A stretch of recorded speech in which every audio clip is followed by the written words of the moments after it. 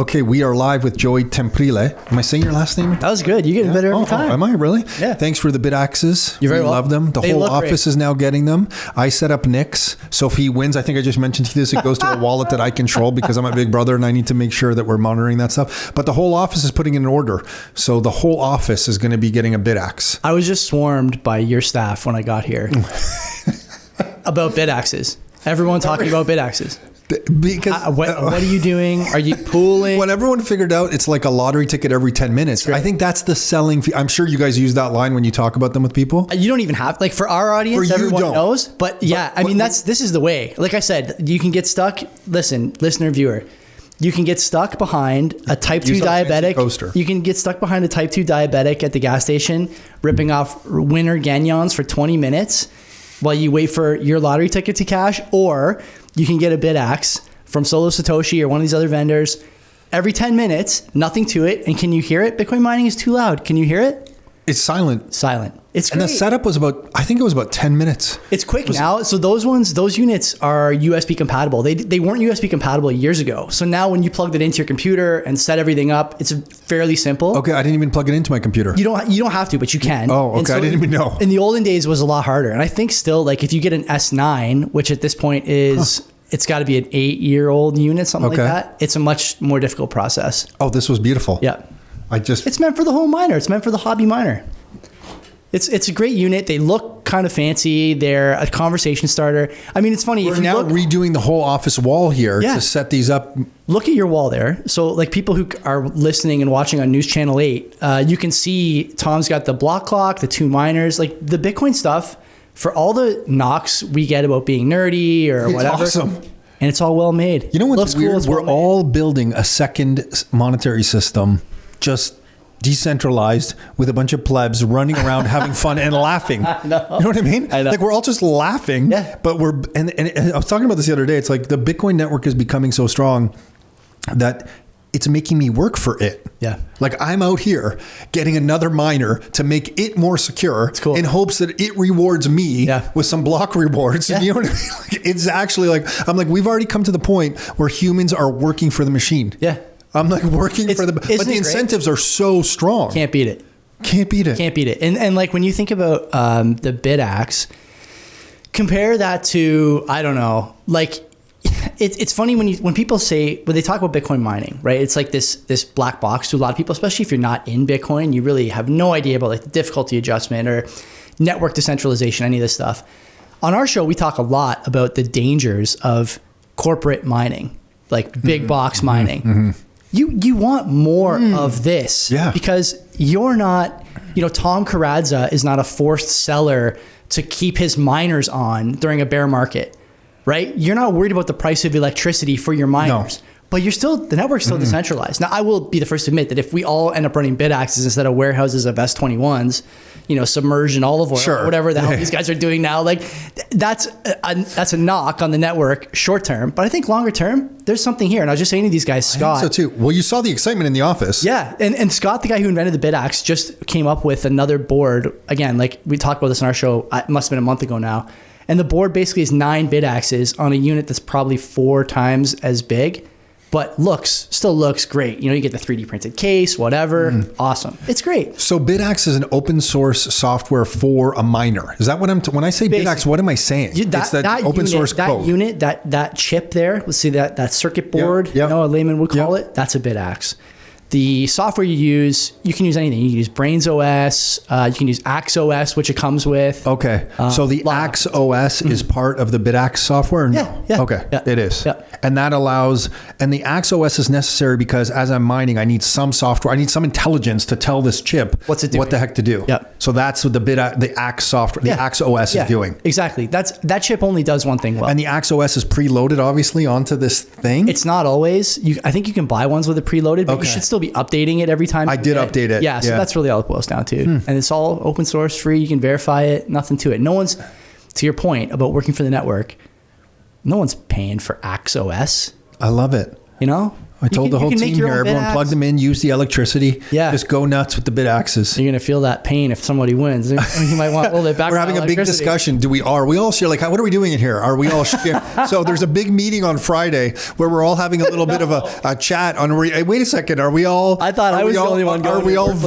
Are we all virtually pooling? Like if I win, are we sharing it with the office or is it all mine? Is anyone so right now I'm totally willing to share it. Is anyone in the office demanding that you only buy Canadian-made Bitaxes? Is that going on? No. There's not a nationalistic stripe as the political class is telling me I should do. You're bringing you had to go. Aiden, turn the TikTok camera on. Which Canadian when the politicians tell me that I need to be buying from a Canadian company, okay? Which Canadian company do they mean? Do they mean one of the ones that they told me for the last 3 years was price gouging me? Is that the Canadian company I should be going to? When they say that I should be buying the Canadian product, is it the Canadian product that's being manufactured by low-wage Indians being shipped here in swarms instead of Canadian kids, old stock Canadian kids that don't have jobs? Is that the place they're telling me to buy from? Or is there another Canadian company selling Canadian products that I don't know about? Because I think that's what they're telling me, and neither of those things really tickles me in a way that makes me feel nationalistic. Am I the only one thinking this? No, you're not. I thought more people were thinking it, but I've come to realize in the last few weeks with just some discussions out on the streets and at stores and bumping into people that there's way less people thinking about that than I originally expected. And I feel like you're probably going to have to put a Canadian flag in your bio pretty soon. Otherwise... Oh, my God. On my veranda. Hey, listen, I drive a Tesla. It wasn't too long ago that I was made fun of for driving it. Like Tesla's gone through this thing where, I was made fun of by my brother drives a pickup. So he was making fun of me for driving the Tesla because I was like, it stood for whatever you wanted to at that time classify driving a Tesla stood for. Yeah. But now Tesla stands for completely something else. So I've managed to drive a car where I was classified as a left-wing guy driving the Tesla. And now all of a sudden, I don't know if you saw Elon Trump bought a red Model S from Elon yesterday. Did you see this? On the White House lawn. I drive a red Model S. Wow. So now I drive ahead of the curve. That's what I told my brother. No, Nick, just stick with me. I'm ahead of the curve. So now I drive a right-wing car. Yeah. So it's one car, but that's where we are. I think that says a lot about society and where we are as a population. It's just that everyone's preferences change, and whatever is right today, then you deem everything that you thought was correct yesterday wrong, and you just shift to what your preference is today. Like there's no principle-based thinking anymore. And I think that's what goes on in Canada, to your point of where you buy stuff. We're not like talking about principles anymore. No. We're just talking about preferences. By the way, okay, a couple things. Let's unpack a couple of those things. I see the typical sort of, left-wing pillow screeching crowd on Twitter talking about how Trump is turning the White House into a car dealership. He's plugging... I didn't see any of these people talking about that when Biden was driving an electric Jeep on the lawn like a year ago, 2 years ago, having these EV summits excluding Elon. I didn't hear any screeching then, number one. Number two, to your point about, principles, I've been told over the last 5 years that having any Canadian principles is actually like xenophobic or anti. You wave a flag, you're a right wing. Freedom Convoy is wrong. You can't do it. Crazy. Yeah. How far we came and how quickly we arrived here. All it took was a little tariff on a Saturday night for our prime minister to finally say, yeah, we need to unite behind the things that make us great. And I'm pretty sure I may be misremembering this. It's a bit of a fever dream, I'll be honest. It was the same night as the Luca trade, which I'm still thinking about. I'm pretty sure he said stuff like, we're a great nation. We've won wars together. We've, won hockey games together. We've united behind things before. Enjoying our rich history, our rich natural resources and natural, beautiful natural areas. Things that, I'm pretty sure over the last 5 years, we've been told to apologize for, move away from. I mean, I'm using generous terms because I don't want to nuke your show, but in private, I would say things much more harshly and be much more pointed. And by the way, I think that language is deserved.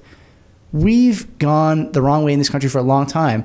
And like many of us, I'll include you, I'll speak for myself, but I think I can include you in this.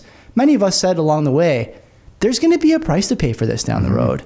And you're paying it now. Canadians are finding out. I think it gets worse from here. Tom, Canadians think that a trade war is putting clever captions on Wayne Gretzky wines at the liquor store and pulling American ketchup off the shelves. You don't fucking know what a trade war really feels like. I'm telling you, that ain't it. You're going to feel it in a lot of ways soon. One other thing on the trade stuff, Canadians complaining about tariffs. Were they complaining when the carbon tax went up 20%? It's going to go up another 20% in like 3 weeks. There's no plans to stop that. Are they complaining about that 20%? No. Okay, well, that's kind of weird, I think. Were they complaining about, how our dairy and I think is it dairy and poultry in Quebec? We charge like a 300% tariff on anyone bringing in eggs and milk into this country. It's not, I think we do. To protect. You're allowed $20 worth of dairy. Is anyone talking about that? Like we're not a serious place. We've been playing the game with the controller unplugged, okay? And we're just realizing that. And there's no we don't have any cards, to quote a recent spat in the White House. We don't have the cards, okay? And everyone's got to realize this. You got to prepare your family, yourself. You got to have some savings.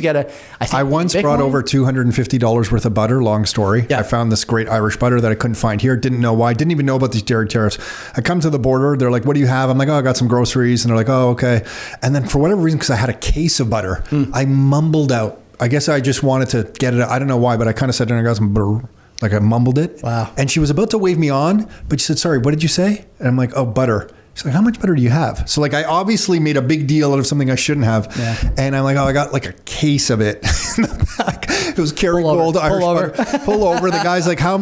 So the butter's $250. So it's a 300% tariff. In my mind, I thought it was going to be 300% of the tax. Like if the tax on the butter was $15 or $20, it was going to be 3 times the tax. I didn't know it was 3 times the entire value. So they're like, "You owe us," I think it was like $680 or whatever I was going to owe them.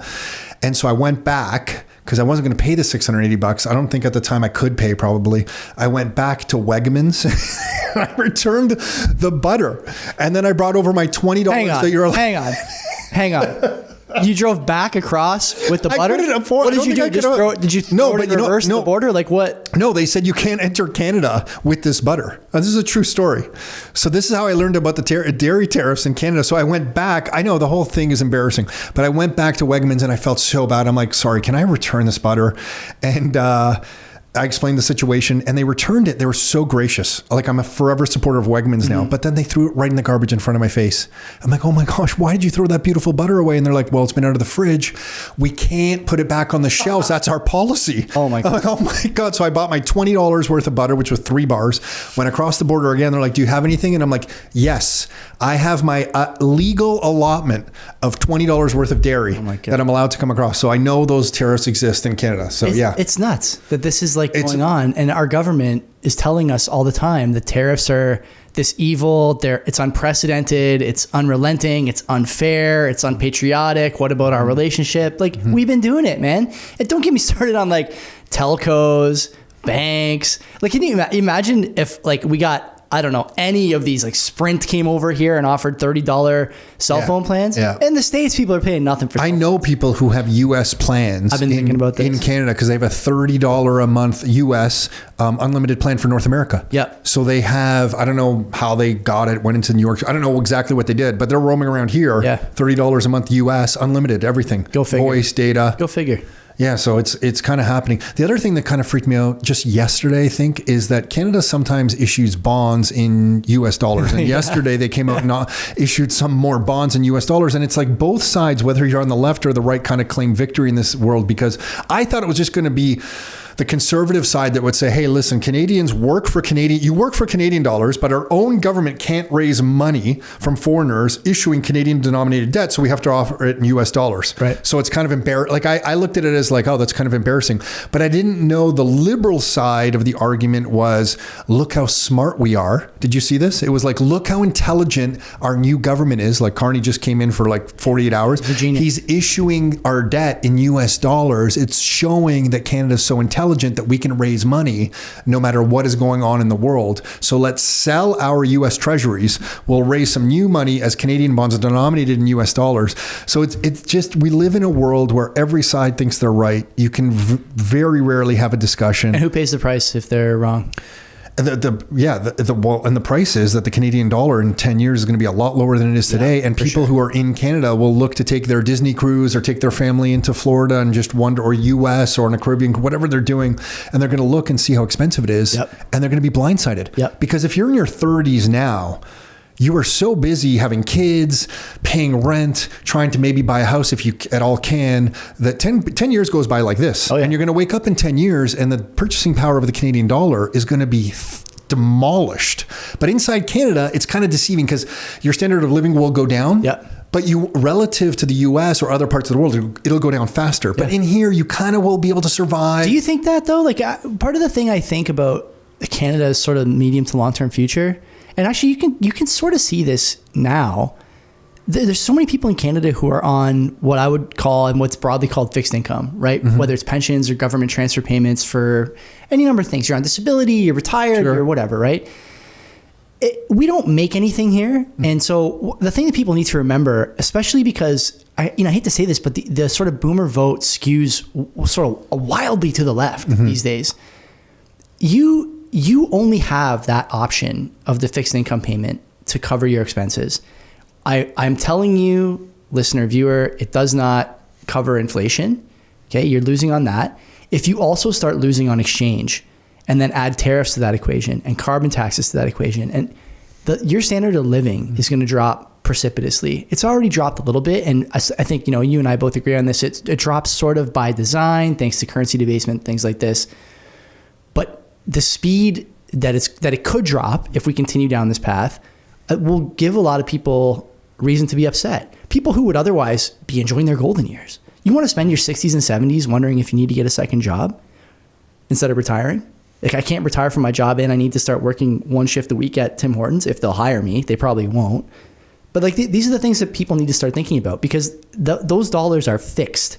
You can't go in and ask for a raise, You can't increase your earning power on that side of things. And so people have to think about this. And, when it comes to the States, look. It also, by the way, Joey, just 1 second, it also pushes the young population out of the jurisdiction. Why would they stay? Why would they stay? So, like, if you look at other areas of the world where this has happened, I'll just pick on Croatia for a second. You get to a point in the population where, like, there are no more young people that are in the country. So maybe the capital Is that really happening? There's a demographic meltdown in Croatia? Oh, absolutely. Wow. Okay. Yeah. So as soon as they joined the euro and they could escape out of Croatia to get a job, the young population, they were already leaving. There's tons of young Croatians who got their way to Germany, had some family, some way to get into Germany legally and work. But as soon as they joined the euro a few years ago, the remaining ones that couldn't just had open door to go out. Now some return and that kind of thing, but a huge amount of the young population abandons the country to go work for a currency that has stronger value than that they've been able to have for the last 10 years. They started using the euro inside of Croatia for a little bit of time while they were going through that transition from the kuna to the euro. You couldn't even get a mortgage in the local currency. You had to get Swiss franc mortgages. You were earning kuna, the local currency, but you were taking a mortgage in Swiss francs. So then if the kuna loses value against the Swiss francs, which your mortgage payments are, you lose. The central bank has had to step in there. I think that was like 2015 or 16 or something along that line. But absolutely, young population leaves. And I can kind of see that here. Like, you now are not old by any means, but somebody who's maybe 20, someone who's coming out of Western or Queens now. Right? What exactly is keeping them in Canada? Hey, it's Anthony Molinaro from the Your Life, Your Term show, and I've got some exciting news. On Saturday, April 12th, we're hosting our biggest and most in-depth Your Life, Your Terms event yet in Mississauga, Ontario, and space is filling up fast. This is your chance to join us for a transformational day packed with powerful insights, strategies, and connections to help you live life on your terms. We'll be covering the biggest real estate opportunities, what's happening with the Canadian and global economy, how to protect and grow your wealth with Bitcoin and hard assets, and how to use marketing strategies and disruptive technologies to build freedom and income for yourself. But here's the deal. Tickets are going up the closer we get to the event, and with the early flood of registrations, we'll likely be hitting capacity. If you want to guarantee your seat and save some money, register now before it's too late. And remember, if you're a Rockstar Inner Circle member, your tickets are completely free for yourself and your guests. Head over to yourlifeyourtermsevent.com and secure your spot today. You don't want to miss this one. That's yourlifeyourtermsevent.com. Like, what's the incentive for that generation to build their network in this country? You said it, we don't really make anything. No. So we have a financial industry that is full of boomers or Gen X, some people my age. Then you have a millennial generation that I kind of feel is like somewhat just crushed in this weird middle space, kind of lost, trying to figure their way out. What is keeping anybody in Canada? I don't even know. When I was young, it meant a lot to be Canadian. Like, you would go to Jack Darling Park. There would be, I think it was Hazel McCallion, the mayor, bought a cake. I think at noon, everybody cut a piece of the cake and you got, like, I guess, a quote unquote free piece of cake paid for by your tax dollars. Yes. But you got a nice free piece of cake. They raised the Canadian flag. And at noon, I have this memory of everyone singing, "Oh, Canada." And that was like Canada Day.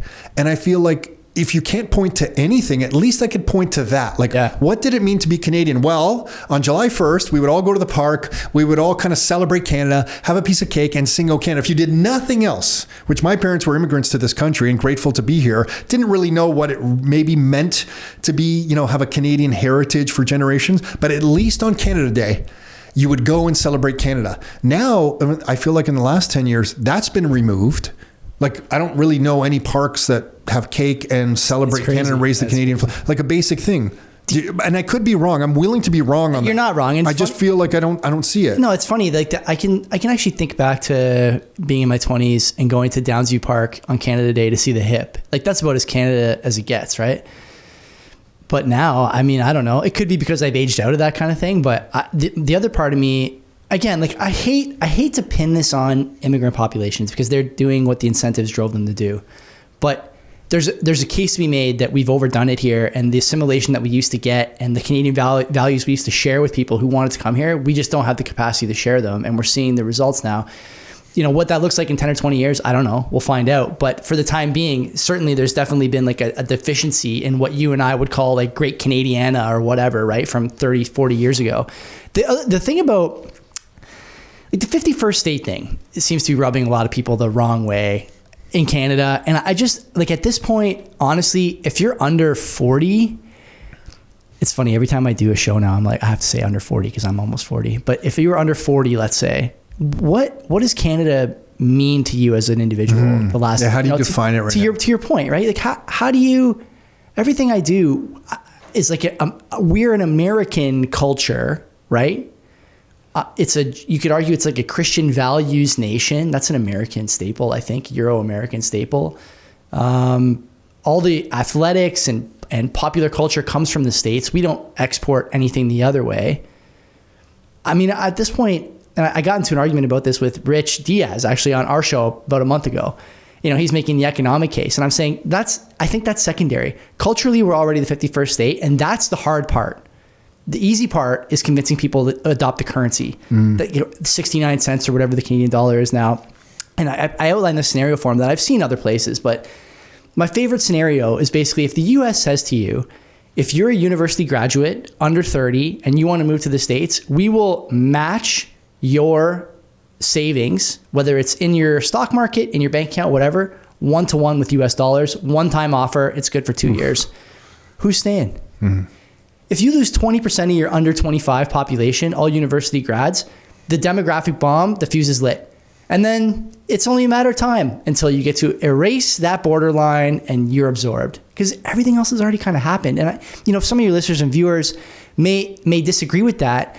And I would say that I wish I agreed with them because they're from a time, if they're your age or older or even in between us, they're from a time where you remember what it meant to like watch Crosby score against the United States in the Olympics, right? To care about Canada versus the world in the NHL All-Star Weekend, all that stuff, right? It seems small, but that soft power stuff makes things we thick. have a gift for you. Oh, fuck. What is that? We have a gift. Is this a piece of meat? Oh, really? Just got cut. Oh, they're fresh cut. You know what? They're not. They were sitting there. Oh, were they two? What is it? 2 ribeyes? 2 ribeyes as a thank you. Hey, listen, we knew you were going to try and raid our freezer. Tell Len. Also tell Len. Sure. This is our way to preempt you guys stealing meat from our freezer. You guys get us Bitaxes. We return this is what it looks like. Meat. Hold up the the Whole camera. Foods meat. For people watching on News Channel 8, they can see. Yeah. Yeah, don't show the price of how much 2 ribeyes cost from Whole Foods in Canada anymore. That's embarrassing.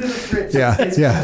Hopefully he forgets it and those ribeyes become our ribeyes. Actually, he's not going to forget. That's the thing about Joey. He's not forgetting the meat. Listen, I appreciate that. I appreciate that. Thank you. Okay, so listen, let me ask you. Don't tell Len. Don't tell, because Len, I'm convinced it's Len who stole the meat from our freezer. Give him your own when he comes here. Give him another one. Walk in, bust in with a bunch of meat. Oh yeah, no, it's 2 for you and it's your wife. Now you have a child too, so we actually should have got 3. Do you know how much? So I have a daughter. Let's switch gears here. You have something written down there. I want to go through it in a second. Is it related to this? Yeah. Okay, let's talk about it. We'll talk about the kids after. We're talking about immigration and my parents are immigrants, so it's kind of hard for me to say anything about immigration because my grandparents. I wouldn't. Yeah. But I think that's all a second order effect of to me what is the bigger problem. And I'd love to talk to Richard Diaz, and maybe at one point I will talk to him about this. Is that GDP is a measurement of like consumer expenditures, government expenditures, net exports, it's everything and like you spend, investment. It's basically a measure. Yeah. But it's a measure of spending largely. It's not measuring what the welfare of a business is. It's not measuring how profitable Canadian companies are. It's not measuring how much savings Canadians have. It's measuring consumer spending, government spending, net exports, and government investment, which is more spending. Yes. So like it's a measure of spending. And then if you talk to any economist, they're going to say the 3 principal factors that will influence GDP the most will be labor, productivity, and debt or capital, said in a different way. So that in the boomer generation, when productivity went up, when you can build a factory that output more washing machines, like if you can make 10 in a day, but all of a sudden you can make 20 a day, so your productivity went up, and the population, because of the boomer generation, just had an exploding population. If the population's also exploding up, the productivity can be absorbed by that population. So these businesses, through productivity, are selling more. This is a circle, right? So Tom's got a little flow chart on his desk. Those two are actually circle because as the labor, it gets the production gets absorbed, but labor increases your production.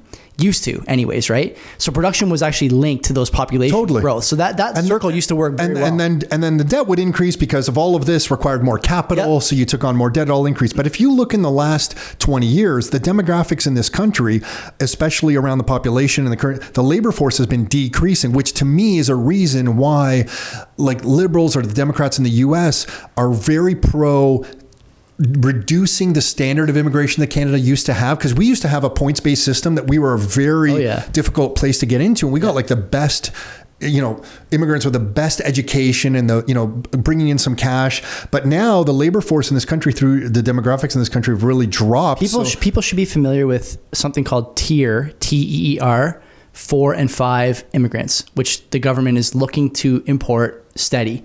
These are people who are coming for jobs that require no training or minimal on-the-job training, no education, oftentimes physical labor. So whenever anyone tells you we're only bringing in good, strong, I shouldn't say good. No, the person themselves can be good. Yeah, when this is independent. Skilled. Skilled is the word. That's a lie. Sorry to cut you off. Continue.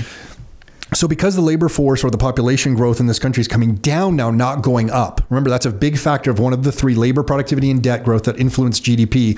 Productivity, as it increases and more goods are produced more efficiently, it's actually a drag on GDP because you're making things for cheaper and cheaper and cheaper. You need less capital to make it. And you need less people to make it because the machines are getting better. The entrepreneurial spirit is all about, you can make that widget for $5. I'll try and make it for $4.99. So productivity is actually pulling things down right now at an increasing pace, especially with AI, that's really ramping up productivity. So the effect that productivity might be increasing on the GDP, it's actually pulling it down because you need less capital and less labor. The only thing left to make up this go up now is debt. So now over the next 10 and 20 years, why I think Canada and the currency is in for major debasement is to get GDP up, which it must go up because our currency is a Ponzi scheme. You need more and more debt. And I don't say Ponzi to be like shocking. It's just fact. Stroke. But it is just fact, right? Like $1 comes into existence plus interest. Where does the interest come from? It doesn't exist. You need to borrow another dollar in existence. It's a Ponzi scheme. So you need more and more debt. So the only thing that's influencing GDP that I see going up in any way over the next 10 years, in any really big way, is debt. And that's why I think over the next 10 years, Canadians don't see what's coming. As this productivity is only going to increase further.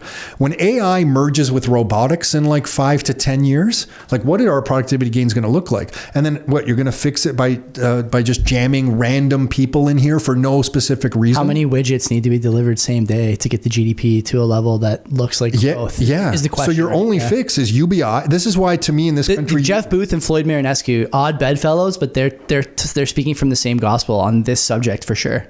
So, like, to me, UBI is call it whatever you want, but some way of help you with your rent, help you with your basic groceries, more dental program, whatever you want to call it, has to come in. Otherwise, the GDP system completely fails. Yeah. So isn't that the problem, Tom, that GDP is like it's an arbitrary measurement now, thanks to all these things headed. Well, it's a good measurement for a Ponzi system, because you need the number to always go up. So if you're measuring a system where the dollars are debt-based and you always need more dollars, sure, it's a brilliant measurement. But again, it doesn't measure the health of Canadian industry, and it doesn't measure the savings rate or health of the Canadian individual. What it measures is spending. Consumer expenditures and government expenditures. We're measuring spending. Yeah. And we're calling that measurement the key measurement that dictates the success of our economy. Yeah. So then you're basically going around like the GDP went up. So that meant everybody spent more. Okay, well, how's the country? What's the health of Joey's family's balance sheet? Yeah. What's the health of Rockstar's balance sheet? No one asks those questions. Shouldn't we have a different measurement? Like I call it like people's purchasing power. What if we had people's purchasing power where it was like for $1,000, or call it $2,500, whatever, but $1,000, how many months of rent and how many weeks of groceries can you buy? And shouldn't we want that number, the people's purchasing power, to always go up? Like, why are we not measuring? Because they don't jive. It's funny, CPI in the States came out today a little cooler than expected. And not to make this like a data podcast, but to your point about this like personal purchasing power, this is a good metric. CPI tries to capture this in a way that's favorable to the first bit of your chart there with GDP continuing to rise. CPI, like we talked about this on the show, but it's worth noting again that CPI is supposed to measure your ability to live a consistent life affording all the staples. Do you know in the American CPI basket, there's something called digital video cassettes? No, I didn't. I think that's a DVD. Like, I mean, it's good that DVDs are going up in price, I guess, but I haven't looked to acquire a DVD copy of like Paul Blart Mall Cop for some time now. It's not really important and so to your point, should we be measuring this? They're claiming to. Yeah, no, the claim is there. I agree. But they're not. It's bullshit. So what do you do? I think like the Bitcoin thing for people. This is a weakness in the Bitcoin like maximalist realm for sure. We are angry at everyone who doesn't get it right away. Angry people who are trying to come over now. Like I hate that. We have to stop doing that. My co-host Len, terrible for that. Len, I love Len. Len, we got to stop. We got to stop calling people cucks on the air. Okay. The thing I would say to people who are coming now is it's not about number go up anymore. You may not get the same like whiplash 100% gain that you saw between 16 and 24 and 25 and going forward.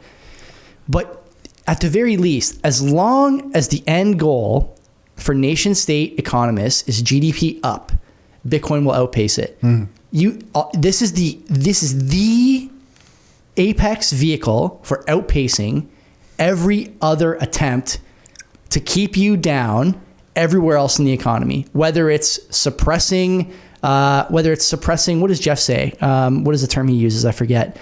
Suppressing what? Productivity? Not productivity, but like the idea that that things should be getting less expensive. Yeah, deflation is the natural state of the free market. How did I not have that one on the tip of my tongue? Fighting uphill against deflation, bringing in cheap labor to try and keep the GDP up. These things will put you in a position where you will find yourself saying, hey, you know what? I am no longer winning on government bonds, GICs, whatever, right? GICs ain't doing it for me. Stock market's not doing it for me. And soon, to your credit, you've realized this already. Soon, real estate won't do it either. You know, if you're not generating revenue with your real estate, you're not gonna be able to sit on houses anymore. It'll go back to how we started this business talking about cash flow. And then the monetization effect became so big because it existed before we started the business in 2008. But from 2008, when there was a certain Bank of Canada governor, you may have heard of him, Mark Carney. He kept rates. We got to talk about Mark. He kept rates so low for so long that the real estate prices, to save the banks, the real estate prices just took off in this country. So the monetization effect became so big that people would literally walk in our office and say, oh, you guys don't know how to make money. The real money is made when you just buy pre-con and sell it and speculate, where we have always been, hey, what's the income on a property? What are the expenses? Our biggest threat is interest rates. Let's study central banking so we understand what these guys are going to do. And if you get this monetization effect of it because that's what's happening, okay, wonderful. You can't guarantee it. Who cares? And now that Bitcoin exists, there's just this, and real estate was the best mechanism for it. It was the best way to try to get ahead. But now that Bitcoin exists, there's another way, to your point, to capture that. We never had that before. So real estate should go. A rental property is a business in a box. That's the way I look at it.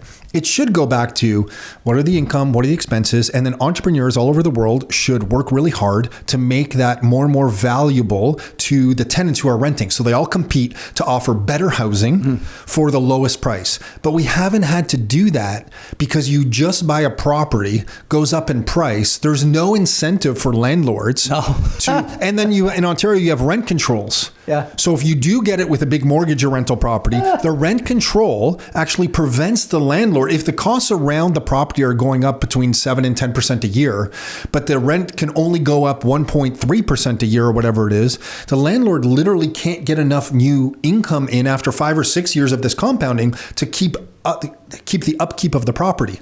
So what the population thinks is that we have rent controls to make it fair, but really it produces slum housing. Yep. Because it doesn't allow enough funds to go through the property for the landlord to really invest back in. Now we could argue they got the monetization, they should refinance and pull out some money. That's risk. You're asking them to take risk. You're asking them to take risk because you don't know what the interest rate's going to be in 6 months. So you want them to be so this is the thing that the landlord tenant board, I mean, I'm going to say they don't get it, but they definitely get it. They villainize any risk you took in buying the property, the down payment, blah, blah, blah. And then they want you on the back end to make money again, to take more risk. They encourage that risk, but not this is not, again, for the average person, this is too much. They don't have the bandwidth to figure this out. But if you sit and just talk about it for 5 minutes, you see that there's conflicting views here in the same body, the same lettered agencies, whatever, telling you that risk is good on one hand, not good on the other hand, villainizing you at the first step, encouraging you at the second step. This stuff's not sustainable in real estate, in university loans or whatever. But the good news is what's happening. Like, I know you're saying you're almost 40 or whatever, but to me, you're like this young guy.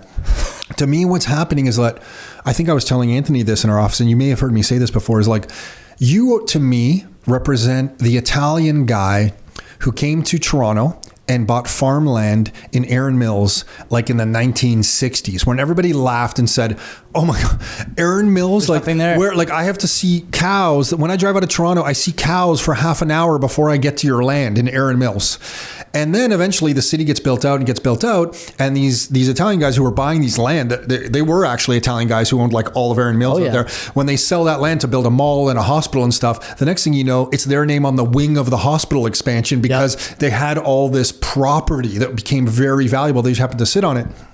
I tell Anthony this all the time. I'm like, you guys don't know it, but millennials have the opportunity to really kind of stick it to everyone, because you can be the old Italian guys in the digital space because you're buying a share of something that is more scarce than land around Toronto, Bitcoin, and you can just sit on it. And 20 years from now, people are going to point at you and go, did you hear about that Joey guy? Hilarious. He's the guy who bought that Bitcoin stuff when it was under $100,000. Can you believe it? Mm-hmm. Like, you're going to become, truly. You are going to become that old Italian guy that people point to now. It's funny you say that. And the other thing too, that people I think miss on the Bitcoin front is that, to your point, it's under 100,000. If you look at the landscape, my wife says this all the time when I talk to her about the Bitcoin price. I don't actually talk to my wife about the Bitcoin price. I talk about the Bitcoin price while I walk around my house. I don't know if that's the same.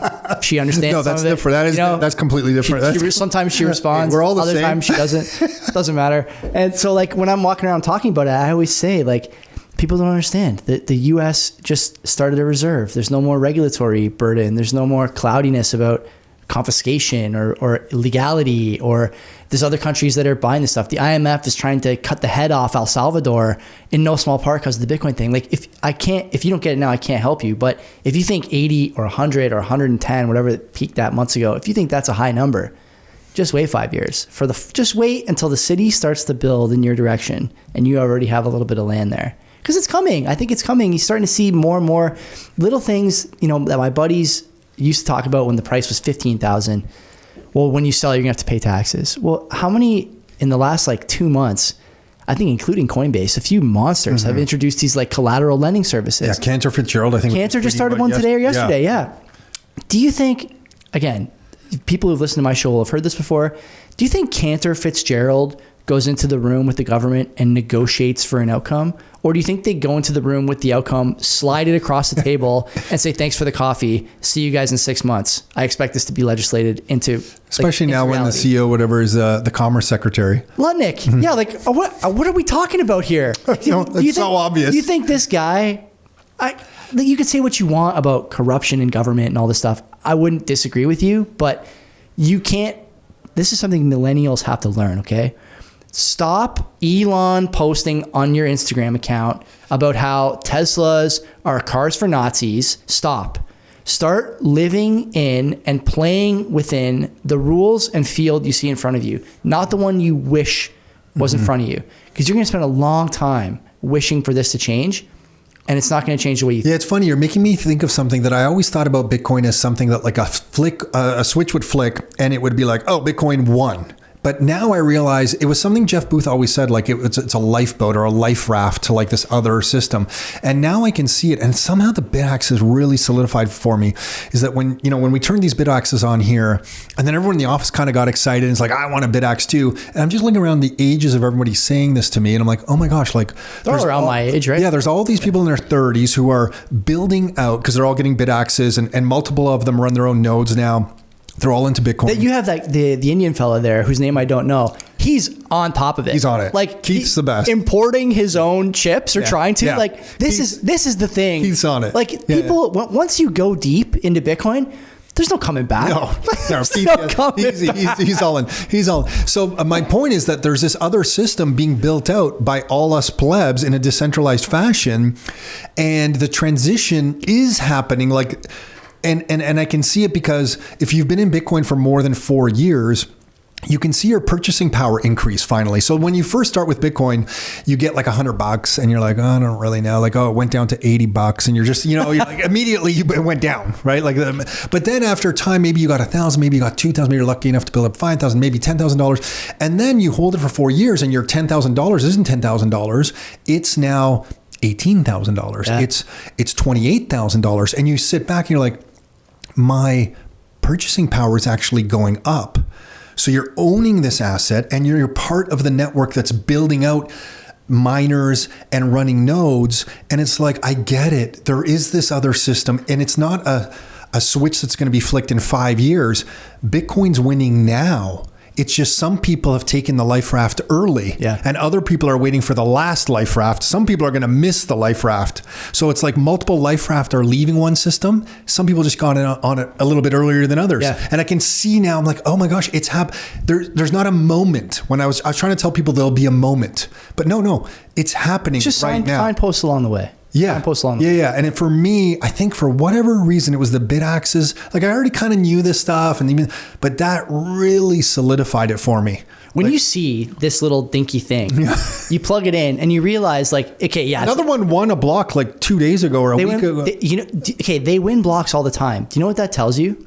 That there are tons of people making the same realization that you're making. Tons of people are figuring out these things in. They're figuring out fire all around the world at the same time, right? And so there's a name for that. Like the species in general, if you look at like all of recorded history and pre-recorded history, humans, whether here in Africa, in China, in India, Australia, all around the same time started rubbing sticks together. All around the same time started adding stones to the end of sticks. All around the same time like there's something to this collective consciousness. And in Bitcoin, I think you're seeing this more and more. It's in no small part to how cool they look. I will admit that. But like you said, execution sometimes leads to inspiration. And you realize that, oh man, I'm actually, I'm playing this game. And this is me decentralizing the network, verifying the money, verifying supply, adding difficulty, protecting my investment, and doing the same thing for everyone else. You're at the point now for people who still think like, oh, if Bitcoin gets hacked, what happens?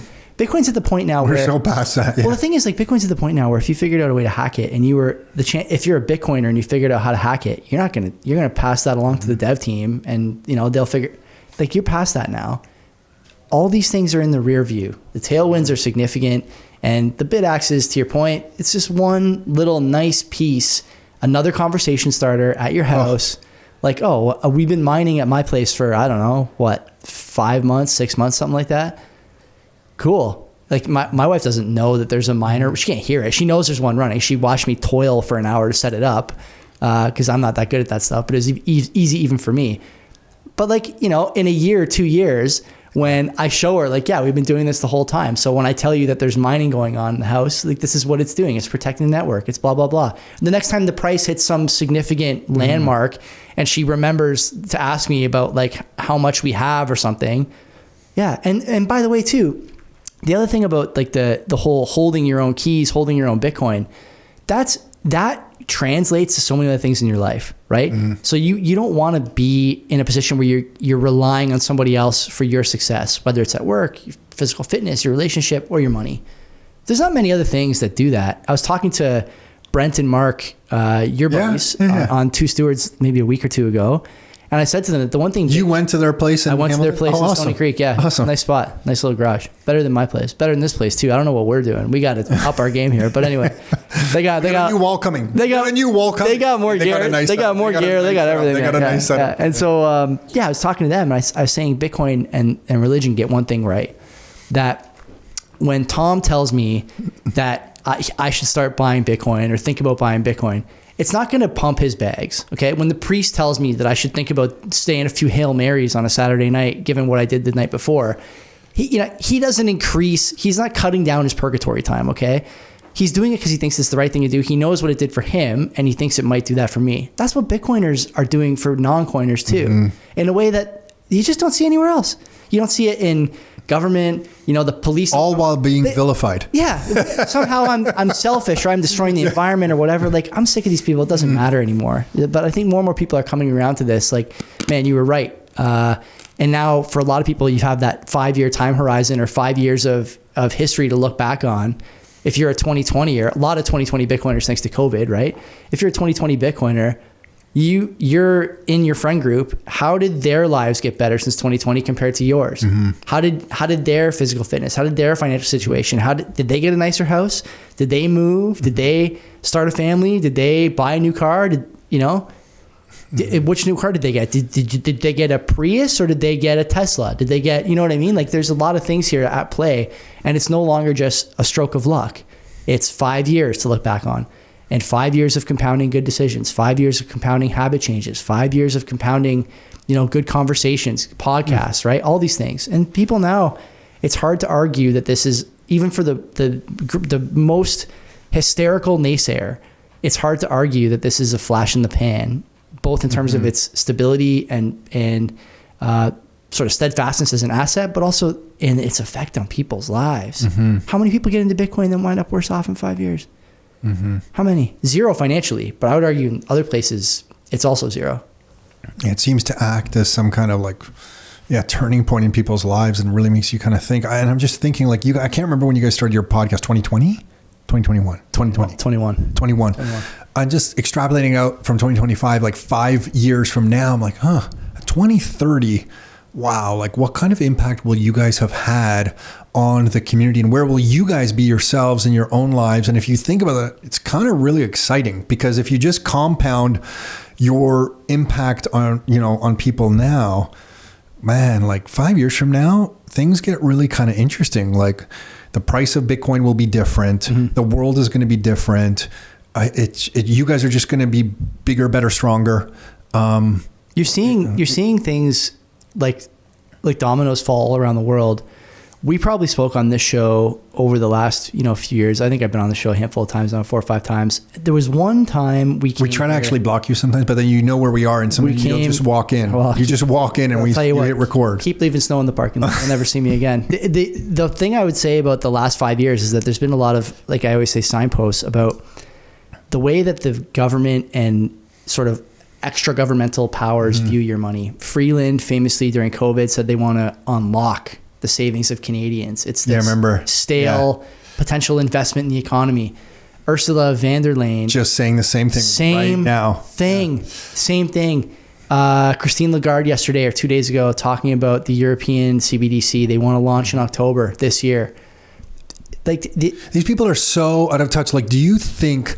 I don't know Mark Carney other than watching him as a Bank of Canada governor, but like when someone asked cannot squat 225. No, when someone asked him like how much do grocery cost, I think someone asked him this question, or maybe I just read it. He said he didn't do the shopping. And Bayless said the same thing. So just to your point about Christia, what she's been saying, it's just like some of the politicians that are in power and seem to manage, like they're quite good at getting power. Like I got to give them credit. Like they're good at getting power. Are they? They're good at keeping it for sure. Like booting out Chandra and Ruby from the leadership race to keep them off the stage. Yeah. They're good at keeping it. They're crooked, I would argue, in that respect.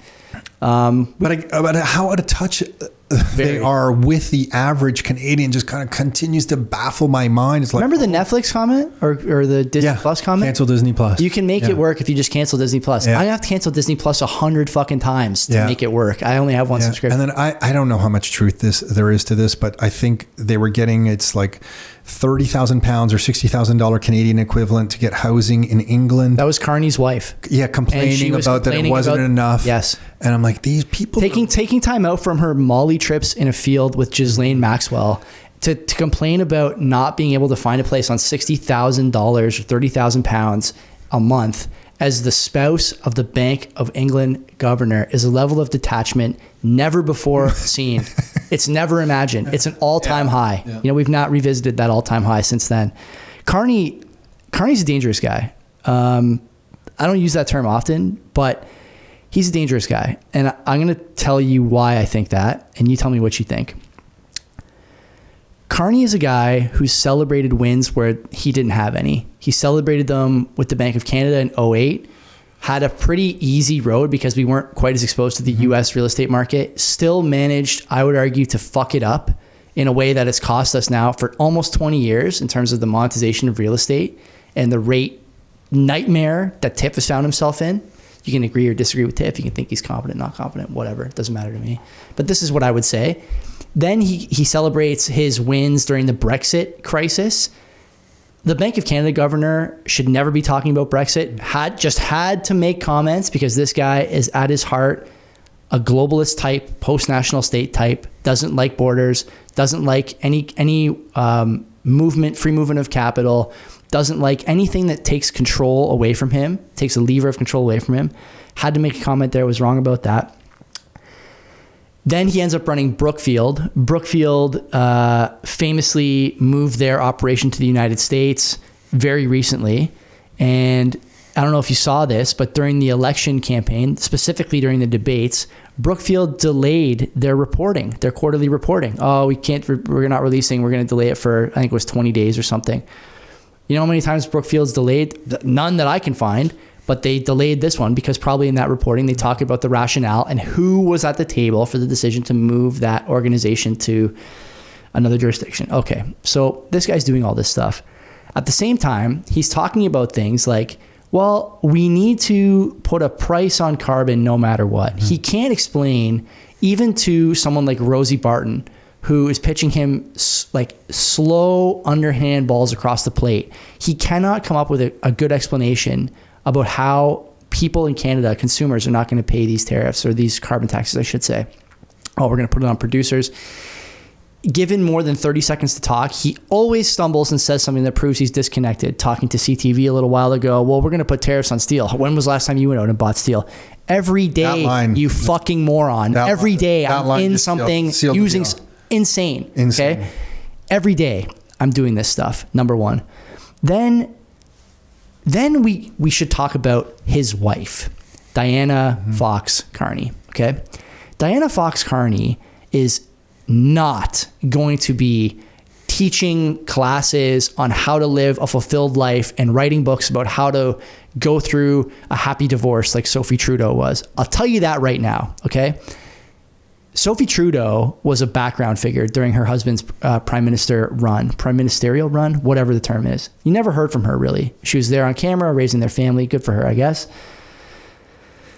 Diana Fox Carney is not going to be in the background, okay? Diana Fox Carney is someone who works for the Eurasia Group, Eurasia Group is a consultancy / activist group pushing climate initiatives everywhere. She's on many different boards. I outlined all this on the show on Monday. Every single board she's on is carbon pricing, environmental impacts, oil and gas. They want you cold, starving, and in the dark, unless you are filthy rich. On top of that, Eurasia Group during 2020 ended up hiring a former Trudeau minister, or an advisor, I should say, Jerry Butts. You may know that name. Gerald I've heard Butts, the name. I don't know Butts. who it is. He's a guy who's, he did a couple of Zooms on CPAC during that era, that initial COVID era, talking about stuff like the We Charity Foundation, I'm pretty sure. Okay. Among other things. Trusted advisor. They end up hiring this guy in 2020 when he leaves the liberal, intelligentsia. He goes to work for them. Well, who do you think is Carney's advisor now? Butts. His wife is in there. His wife is getting contracts with the federal government. All open information, by the way. As recently as February 2025, almost $750,000 contract with the federal government for what? Oh, to check out climate impacts. In 2019, these guys wrote a report for the federal government about how Kenny getting reelected in Alberta would be dangerous to finding final resolutions to the oil and gas issues and implementing these carbon taxes. These people, there's a case to be made here. I haven't seen the report, so I'm speculating a bit. But there's a case to be made that the wife of the current prime minister, coming, I don't know if he's been sworn in, probably not. We're talking on a Wednesday afternoon. The wife of the incoming PM was part of a consultancy group with friends of hers that she shared with the Liberal Party leadership at the time, who knew her husband, who was the Bank of Canada governor. They commissioned a report on how to, paid with taxpayer dollars, on how to impact election outcomes in a provincial jurisdiction inside of Canada to meet their climate objectives. That is so fucked up. And people complain about Trump being corrupt or Millet being corrupt. Maybe those guys are, but at least they have some finesse, CBC is reporting on this stuff every day and leaving out the important details. They're playing the whipping boy propaganda part like they are expected to do, quite honestly, at this point, to save their own jobs. It seems anyway, if Poilievre gets in, he'll nuke that whole thing. This is the kind of stuff that should worry you as a Canadian, even if you agree with the carbon taxing, climate goals, all this stuff, right? Even if you're someone who agrees with all that stuff, pretending that it's not happening is going to leave you in a position where you're exposed the next time one of your causes enters into their crosshairs. And I promise you that it will, if you give it enough time. How's that? People don't even know that. It's completely lost to them that all this stuff is going on. Lost to them. And that's not even... And I guess in the defense of the masses in the country, they're busy. That's it. Kids working, trying to earn enough to pay the rent, save to buy a house, to possibly buy a house. It's like, Joey, okay, great, man. But I got to go, I got to buy groceries, man. You fill me in when you can. Yeah. But dude, I got another problem that's higher on my priority list right now. And I need to get the kids some new, clothes. I think the majority of the population just doesn't have the time. I don't know how you have gone so in depth on this. I honestly don't. Because I care. I have a little one now. I've never cared more about the things that I do to impact the way other people think about and view the things that I think are important. I have no other vehicle than the podcast to share this information. And so I get the feeling, I can tell in myself, it's intangible, but I can feel it. The gloves are coming off in a lot of ways because I just don't have any choice. Yeah. If I don't do it, who's going to do it? Mm-hmm. Right? What is it saying? Especially in we're a small population. And if not now, then when? It's going to, I don't want it to be too late for her. And so I'm trying to do things that I think are going to give her a good quality of life. If I just take a step back from this and think about all the things we probably both read about all these subjects, do humans just have this inherent flaw where shit just centralizes? That no matter what happens, Jeff Booth will talk about this quite a lot. I think about it quite a lot. There was gold, that was great money. Eventually it gets commandeered, centralized, certificates go everywhere, print more certificates, there's inflation. There's another system that shows up, it gets centralized. There's democracy, let there be democracy, but that then democratic power gets centralized into these families that get in over and over again, or people like you've just been talking about have so many connections. It's just like this incestual thing where it's like the same crew gets. Do we just have this flaw somehow where we're willing to accept centralization of the most important aspects of our lives? People don't want to have to worry about those things day to day, for sure, but you as a democratic, like as a citizen in a democratic nation, you have a responsibility to your peers, to your family, to your ostensibly to your country, to be informed. This is, I think, this is a bigger question, but I think about this a lot the older I get and the more I see, the sort of quality of people day to day. Like when we go to the ballot box, right? There was just an election in Ontario. I think it was like was it 30% turnout, something like that? Do you want 30% of people who have time during the day to cast a vote to be the people who choose your government? Mm-hmm. It's really hard for me to say that that's a good way to run a country, to run a province, to run a jurisdiction, to have people who just have free time voting. Because what do you get then, right? You don't. What's the better way? The benevolent dictator? Honestly, maybe is it the great man theory? There's a lot of political treatises about this over the last 2,000 years that have been written, and even before that, I'm sure. And as a guy who went to school for poli-sci, I'm sure I've read them and forgotten them at this point. But the great man theory is basically that every generation needs to find a guy who knows that he's in power, right? This sort of king that's in power that will do whatever it takes to grow and benefit a nation over which they rule. The thing is now it's too hard. And, I said this to my wife the other night. If I ever decided that I was in a position to run for local politics, right? Even as a council member in Hamilton or whatever, the thing that I would immediately think is that if I'm in a position where I could convince enough people to vote for me to put me into a public office, I would immediately think at the same time that I have enough influence to do a better job getting things done, putting my message out there, making things difficult for people who are giving average people a hard time with a podcast or with a YouTube channel or whatever. I would never put myself in that position to be, again, at the whims of people who are elected by the 30%, right? The sort of bottom quintile. And this is another thing I've been thinking, that the more I look around day-to-day life, the more I think everything I have to deal with that's an inconvenience to me or that I think is wrong, I'm going to not make a lot of friends with this, but it's a bottom quintile issue.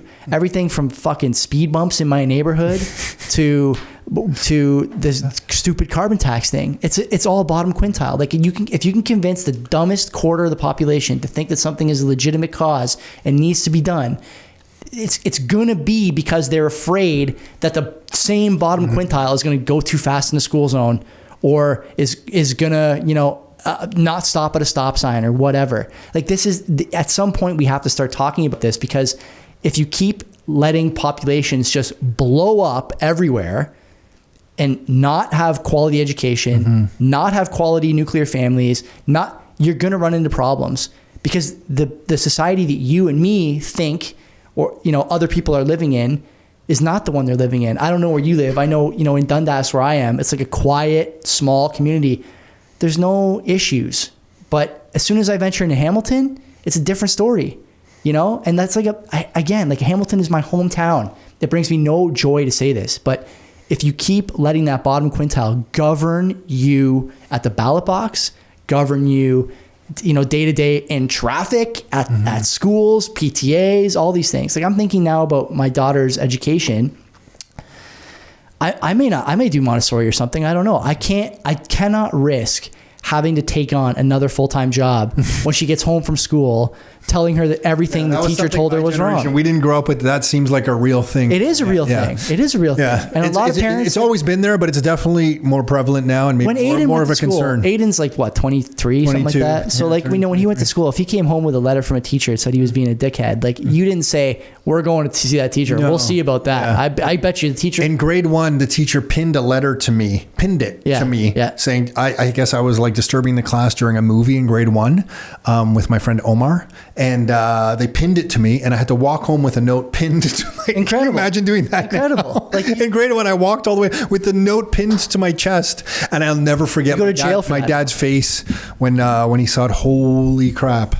Yeah, when he saw that note, I think it was the second time. It's interesting. Speaking of like your dad, I don't know if your parents are still alive. They are, yep. So, we're both blessed in that regard. But my dad, for a long time, I think was like a liberal voter. My mom certainly Normal is. immigrant to the country. My dad's not. He's a first generation. Oh, okay. Yeah, like he's an older guy. He's like 68 or 69, I think. And my mom is around the same age. They both probably voted that way. My in-laws for sure vote leaning left, either liberal or NDP. One of the things I'm looking forward to the most is watching how my daughter's experiences change the way they think about the way that they're voting. Mm-hmm. And I don't think there's any doubt that it's going to. It's just a matter of time. Mm-hmm. That generation, I don't hold it against them because I think that they are still hopeful and have like a twinkle in their eye for the Canada that they grew up in, that they came to, right? It's this incredible place. Their grandparents, like my grandparents, your grandparents, are able to. I still have one living grandparent. Like when I go see her for coffee, she's still able to tell me like, you don't know the poverty we came from when we came here from Italy. Like it was a different place, like, and and that's fair. Yeah. Yeah. The lifestyle we all live here is not that bad. No, of course, not relative to that. Yeah. But I do look forward to seeing how it'll change them. And that's another, like my life now is really focused on, obviously I'm focused on like my career, as much as I think I can be or should be. But now I'm really thinking a lot about like, okay, how am I going to make my daughter's life as easy as humanly possible, as fulfilling as humanly possible? That's my only mission now. Mm-hmm. That and getting to a 500-pound deadlift. Those two things, very important to me. Not necessarily. I'll never forget when Nick got his 500-pound deadlift. He was pissed off one day. It was in jeans. Yeah. Didn't even get into the shorts. Love it. Ripped it. And you'll get there. That's how you know. Like I just did 405 the other day for the first time, or 400 the other day for the first time. And I had. It was 405 because it was probably 4 plates. I don't have 4 plates. I got to get a 4th plate. Okay. So I had like a bunch of 10s. Oh yeah, you need the plate. I know. To do that and not have 4 plates. I wasn't expecting to get there that fast, and I had like 370 written in the book. I like the humble brag right in there. That's nice. Well, hey, I didn't think I could do it. Yeah, you go for it. I didn't think I could do it. Go for it. Listen, Mike is yours. Listen, old man. Don't make me come across. I've done 405. I don't think I could do 405 today. You can build back up to it in what, 6 weeks? We did this thing where it was like 405. Yeah, build up to probably 6 to 8 weeks, and then a 400-meter sprint without. So your 1 rep max, rest 1 minute, and then as the fastest 400-meter sprint that you can do after. Let me ask you something. Do you? I've taken a lot of shit online for filming reps. Okay. Do you film reps? If I'm getting heavy because I want to see the form, I want to see the depth. I want to, because I think I'm squatting. I feel like my ass is on the floor, and then I look at the video and I'm like, oh my god, that's what people are looking. That's what people see. I tell my wife this all the time, that I film the reps because at the top weights, you feel like you're gonna die doing that rep. Oh, and so I want it on record. Yeah. Not only that, but like when I'm doing singles for squats. I did not say I want it on the record. Tom said that. Aiden, cut that part out. When I'm doing heavy singles, I did like 350 or 355 maybe 2 weeks ago, and it felt terrible, terrible. And I was supposed to do one more rep, and I was going to raise the weight. I thought, you know what, I got to watch that back because the bar speed feels slow. Punching at the top, or grinding. Just not straight. Like it just feels like a bad rep. But then you put the tape on. The rep doesn't look that bad. Yeah. If you ignore the weight on the bar, so you like. And that's what I mean when I want on record. I want to see my form during that, so that I know if I should ever do it again. Or like if you got one more, do you have one more rep in you? You might have one more rep in you. Put it up. Yeah, right? totally. Yeah, I think it's important to film that stuff and get a feel, right? And so, yeah, I don't know. Do you have any? Lately, I haven't been going for 1 rep maxes on anything. Dan at the gym has us doing like high reps right now. Do you go to this place in the parking lot? This place at the end of this athletes whatever. There's a place in our parking lot? I mean, it's in your building. Okay. I saw it from the parking lot. I should be clear. It's at the far end of the parking lot where I parked. Yeah. No, we don't. You don't go there? No. What is that place? I don't know. It says for elite athletes. Are you not elite? Really? No. I mean, I didn't know. No. I didn't know, so I'm not elite either, I guess. In my mind, I am. Yeah, I don't know. But I'm humble enough to know that I'm not. So what are you doing now for your workouts? Dan has us all on like it's sets of 12, and it's more like weight. Because I started into all of this through CrossFit, and now it's all like weightlifting. Like I never did incline bench ever until about a month ago. Wow. So now I'm doing incline bench. So we're doing all like hamstring. What do you call it when you're on that machine and you lift your hamstring? I'm working on my hamstrings. You're lifting the machine? Yeah. Hamstring curls. Is that a thing? Whatever. I'm doing all these like traditional things that I've never done before. So Dan was like, I got the dumbbells on the incline bench and I didn't have the muscle memory at all. I've never done it. So they were like kind of shaking a little bit. And he was like, holy shit, that's kind of embarrassing. He didn't say that. But it took me a few weeks. So I'm just doing kind of standard stuff. Then we do a bit of a Metcon at the end, like some Tabata on an assault bike. Nice. So sprints on the assault bike, Tabata, some other sprints, or just a long like 150 calories on an assault bike. Are you a big assault bike guy? We use them all the time because they're sitting there. So we do, like 3 times a week on the assault bike. I kind of want to get one. I'm in between. I'm thinking about that. Oh, for years. Have you ever done? No. Oh, I'm all assault bike. Are you? Yeah. Rower. Yeah. Oh, I hate rowing. All my buddies love rowing. Oh, okay. Yeah, so that's fair. I kind of want to try it. So then try it. But assault bike. Have you ever tried to do 100 calories for time on an assault bike? I've never been on an assault bike. Oh, it's gross. I've never been on it. I love the suffering. Because I hate the assault bike so much, it makes me want to do it. Because I'm like, this sucks. I don't understand how this can be this horrible. And then doing it outside in the summer, in the sun and stuff. Does your wife lift weights? No, she's more yoga. Yeah. She will do weightlifting classes, but like at the gym, like not at the CrossFit style gym. No. No. Okay. And at home, we have kind of a setup at home as well. But my wife is going to get back into it soon. She was a gym goer with me when we, before we got pregnant. I hate when people say that, before she got pregnant. Mm-hmm. But she's going to get back into it. I couldn't do, it was 40. I wasn't feeling good and I couldn't do a pull up, and Nick got mad at me and said, you better go to the gym. I was like skinny fat. I was, I couldn't do one pull up. That's crazy. I did a deadlift. This is going to be completely embarrassing. I think it was 75 pounds or 95 pounds. I think it might've been 95. 95 is it was horribly light. It was horribly light, and my back seized up. And it was my first day at this CrossFit gym, and they were like warming me up. And I'm like, Nick, I kind of whispered to him, like, I don't think I can do another rep. Like my back's all kind of seizing up. And he looked at the weight, and he goes, "You do not say that again." He was so embarrassed. He was like, he wouldn't let me. I was like, oh, okay, I better kind of. I love it. But yeah, I couldn't do a pull up. It was Rachel at the gym who got me on a green elastic band, and the first pull up was just like this whole big thing. And then I think on strict pull-ups, I think I've gotten up to, I want to say this must be too high. I want to say I've got to 26 strict, not kipping. Strict is great. Strict. I can't do I must be wrong. It might be like around 18. Now I got to do it again. I could probably do 10 or 12 really strict, but I'm not, pull-ups not my forte. I love, I don't know what it is. Just love pull-ups. Good. You got good levers. I don't know. Love it. And then bar muscle ups. Have you done a bar muscle up before? I've never done one. Oh, I could do it. Bar muscle up is like you are the on top of the world. Isn't it really like a momentum thing, right? Like you're actually like, most people think when you're doing a muscle up, you're doing like a strong pull up. But actually what it is like a swing to get like, it's more like a hinge. You're bringing your hands up your hinge. Yes.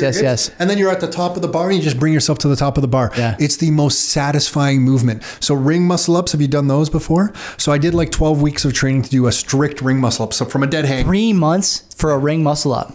Wow. To do it hanging.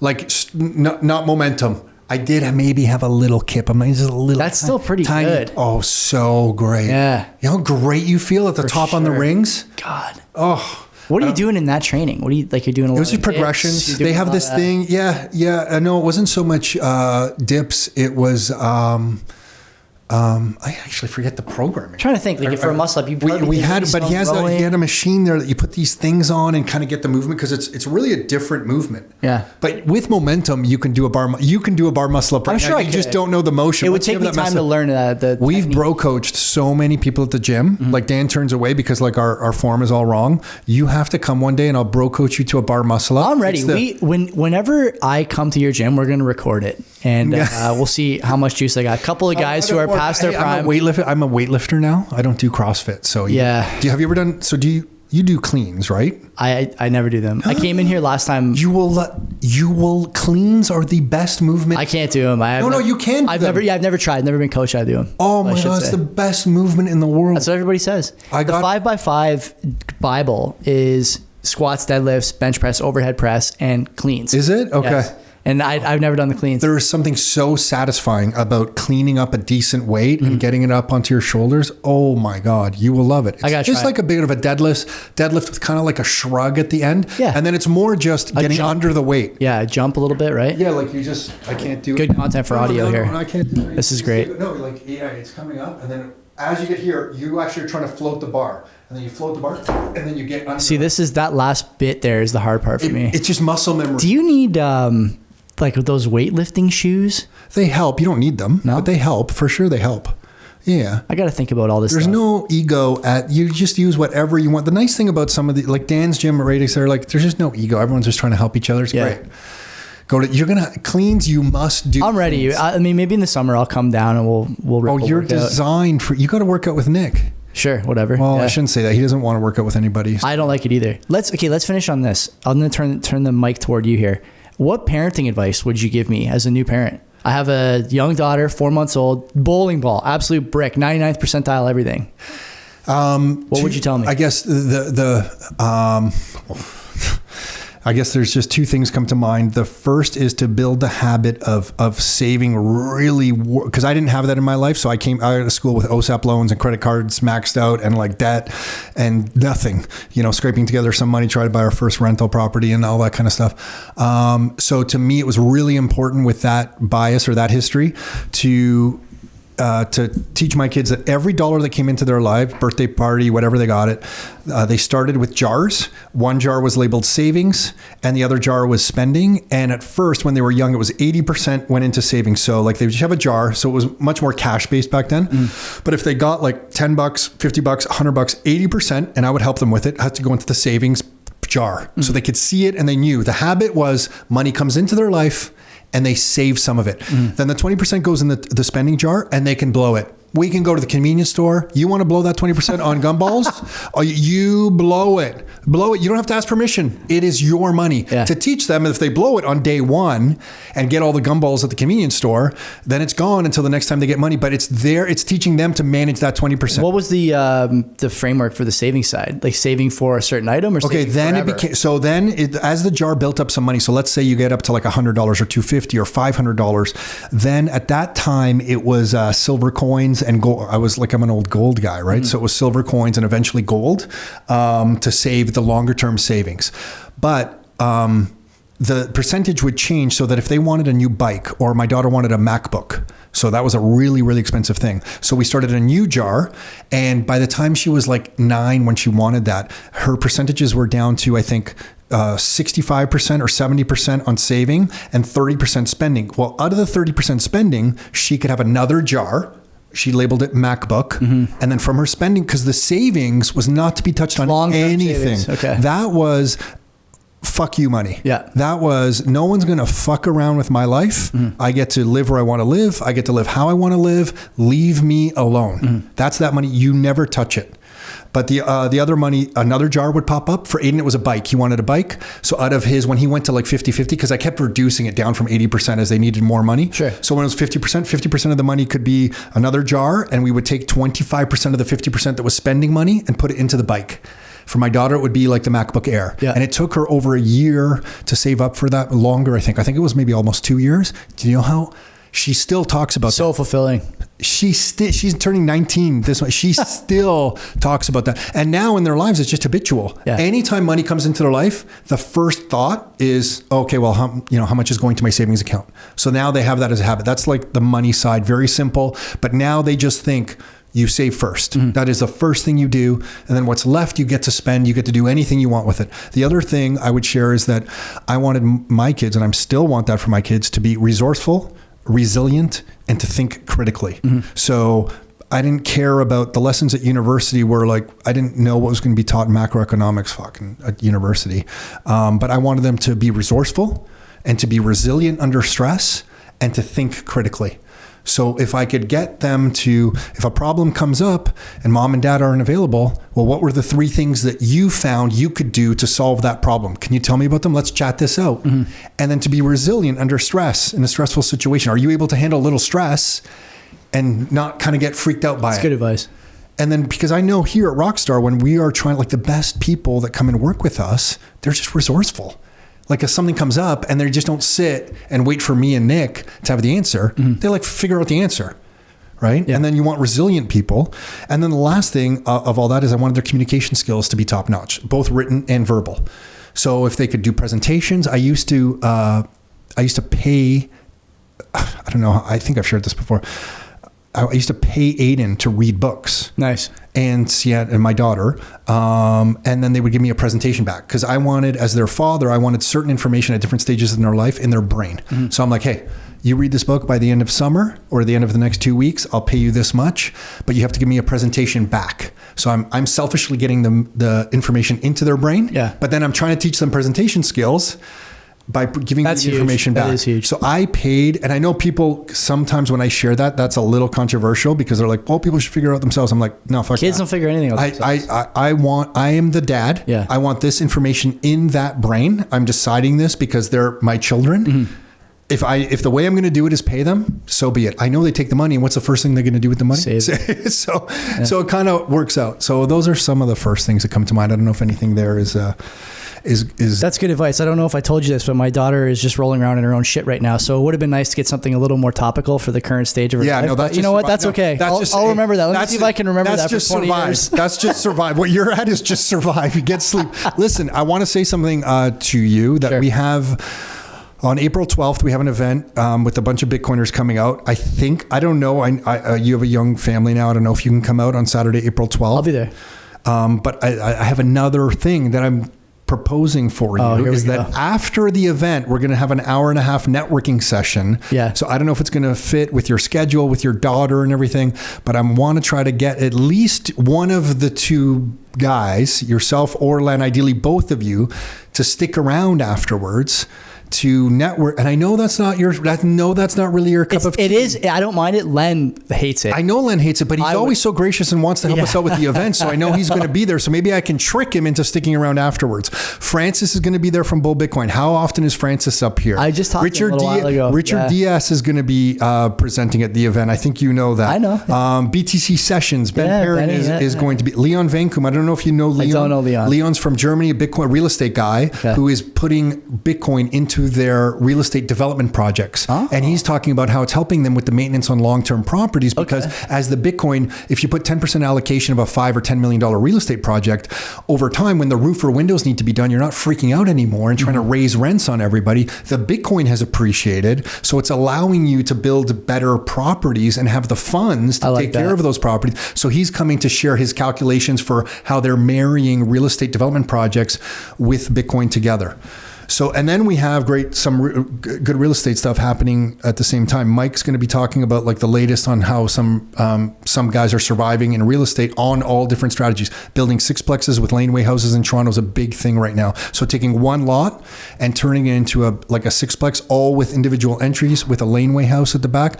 That's happening in Toronto. Holy shit. That is happening with house. That's going to be the future of housing. I know. Sad, but that's just like the fiat system produces this, right? Yeah. So how is that going? And he's going to be sharing a bunch of tips. We have Steve Jager from Addy is going to come in talking about the democratization of real estate. I think I have Addy on my phone. I think I heard about it on your show. Yeah, he's going to come in because what they're doing is they're working with cities out in British Columbia. I think they're about to engage with Hamilton, where you can buy a property, put it on their platform, and crowdsource the development. So if you want to build a nice duplex out in Hamilton, but you don't have the funds for it, you can put it on their platform, and then everyone can chip in like $100 or $150, and they'll handle. You never wanted to do that in real estate before because a lot of small contributions were a pain in the ass to get distributions out once you rent out the property or sell it. How are you going to manage all this stuff? Right. Through tech, and they're tech guys, they're handling all that on the back end. So there's a bunch of cool real estate stuff, tons of Bitcoin stuff. It's going to be good. I'm going to go. Yeah. The thing I said, you don't have to sell it to me. The thing I said to Len is that this year, last year. Yeah, go ahead. I'm such a fan of you guys. I want you to know if the networking event can be a Canadian Bitcoiners meetup location. Oh, fuck. Here we go. Okay. Just say the word. If you guys want to, you guys have a lot of fans. Yeah. You have a lot of fans. More than I think. You need to, pretty sure. You have a ton of fans. Sure. I don't think you found a bar yet or anywhere to host some meetups locally. I stopped. And I'm sure a bunch of people listening want to come and hang out with Joey and Len. So if you want to start telling people on Saturday, April 12th, after the show, they can come in at the end. They don't even have to come to Where the is event. it? Is that International Center. again? Okay. Yeah. All right. They have to get registered. We need to control this. We have Okay. like fire code that we got to keep track of. So it can't like be random. Sure. Just throwing it out there. It's a location. I have to look. Okay, so I'll tell you that I would love to do this. I play quarterback for the team that I am on now, Saturday football. So it's hard for me to miss games. But I don't know if we play April 12th. I don't know what the schedule is. You know what I like about you guys? What? You talk about all this stuff, but you don't let it interfere with your life. You got to do your flag football. It's flag football? Touch, yeah. Touch football. I'm never going to stop playing. Yeah, I'm never going to stop playing. So that's the priority. I don't even. Good for you. Yeah. Don't you stick with the touch football. I just want you to always know the floor is yours. If you guys want to do something, it's always yours. We did host one here one time, a good meetup. You did. It was great. But then you guys didn't. Everybody wants to hear you guys speak. Listen, I told you on Twitter, like we were DMing or whatever, one of these days I will come to you with a slide deck and I'll say, I need 15 minutes on your stage. And I know you'll give it to me. But we will. I also just hate doing slide decks. Like, I fucking hate slide decks. I don't just talk. Like, that's why I said I'd rather do something like this, where we just sit around and talk to people, take questions, have a. So we'll give you a panel. You can pick. Yeah, whatever. Sure, whatever. As long as I don't have to throw that day. As long as I don't have to throw that day. There's something about whenever I offer this and just the reaction you and Len, both in different ways, but both the same. Because everybody wants us to do this stuff. Because they like you. Everyone's always like. There's a bunch of people and we like you. Yeah. So we want to kind of hang out with you. We want to hear what you have to think. Sure. And we're grateful for everything that you're doing. I'm grateful for what you're doing. Oh, shut up. And for your efforts. Just stop. And for having me today. Jesus Christ. I got to go outside and shovel snow. Just so you know, I have to shovel snow. He's complaining about the parking lot. There's no parking. Where are people, for anyone who's new to Canadian Bitcoiners podcast, man, just look it up. You'll find me and Len. We're using AI to make we're using AI to make some of the thumbnails now. It's a work in progress. Are you using it to clip your podcast and stuff, or you've been doing that for a while? The clips, I think the clips are garbage, but people seem to like them, so I just use AI for that too. But the thumbnails are more fun now than they've ever been, including one of Carney the other night that I used with a crown on, and the Parliament buildings emitting red smoke like he was just chosen as the Pope of the Liberal Party. Pretty good. AI did that? Yeah, it took me a while to get that prompt. No matter what. I don't know. Len can never leave the basement. Like, if Len leaves the basement, you have to take a snapshot of that background the way it is right now, and that has to be his permanent background. Okay. Because when I watch you guys, like when I'm at home and it's the end of the day, and Aiden will be like, oh my God, they're on, listen to what they're saying. And I'll, I don't know, finish dinner and okay, what are they saying now? And I turn on YouTube and I hear you guys, and you have that nice background. It's all color coordinated. Yeah. It looks all fancy. Yeah. And then Len has those headphones that look like they're a little bit big around the ears. He got those in 96. Okay. It looks like, anyway. Yeah. And and he's got that background. He's got this, I was going to comment the other day. I was looking at his background. He's got this little shelf. It's like 8 inches wide or something. And there's something on it. I don't know what's on it, but then there's I don't even know where you find shelves that are so small. His background. But I love it. Len. Like, so it can never change. I love Len the way he is, and he's not allowed to change. You know, my wife doesn't take any interest in the podcast at all. Like, decorated that room for me as like a project when we bought the house. It came out great. But she comments every time we talk about the show that Len needs to change his background. I don't think he can yesterday. Now. That's Len. I think now he has to. You have to keep it. He's got to change it. It looks like shit. I told him that today at work too when I saw him. I said, you got to paint your fucking wall the right color. It's got to at least be the same color as mine. Yeah, I'll get to it. Okay, well, I guess I'll see you Somebody later. called me out the other day. They're like, hey, you think you're some bigwig or something, which I don't. They're just having fun with me, and they're like, can you upgrade from the IKEA shelving? Okay, so maybe before we go here, what exactly we have these sound panels that look like that outside in the hallway. Okay, They're the dark. slats. They're slats. black. It's black on black. Yeah. They're going to come in here against this wall. Mm-hmm. And then Ruben on the team, who's Mr. Design, has his millwork guy coming in to build 2 shelves with some LED lights. Okay. But I want power on the shelf so I can move my Bitaxes and my block clock. No wires. With no wires up on the shelf. Yeah. So it's not anything major, but just still a bit of an undertaking. Just changing this up. Going to put all these things there in the shelving and then run the conduit down for the power and all that kind of stuff. So yeah, that's it. Joey, thank you, man. God bless, buddy. Thanks for having me. Thanks.